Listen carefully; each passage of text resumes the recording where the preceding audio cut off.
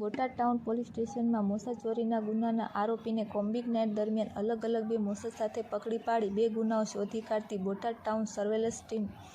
શ્રી ગૌતમ પરમાર સાહેબ પોલીસ મહાનિરીક્ષક ભાવનગર વિભાગ ભાવનગર નાઓની રાહબરી હેઠળ પોલીસ અધિક્ષક શ્રી ધર્મેન્દ્ર શર્મા સાહેબ નાઓએ બોટાદ જિલ્લામાં બનેલ શરીર મિલકત સંબંધી વણશોધાયેલ ગંભીર ગુનાઓ શોધી કાઢવા સૂચના આપેલ હોય જે અનુસંધાને શ્રી મહેશશ્રી રાવળ સાહેબ નાયબ પોલીસ અધિક્ષક શ્રી બોટાદ વિભાગ બોટાદ નાઓ દ્વારા અસરકારક કામગીરી કરવા સારું જરૂરી સૂચના અને માર્ગદર્શન આપેલ, જેથી બોટાદ ટાઉન પોલીસ સ્ટેશનના પીઆઈ શ્રી એસ.આર. ખરાડી સાહેબ નાઓએ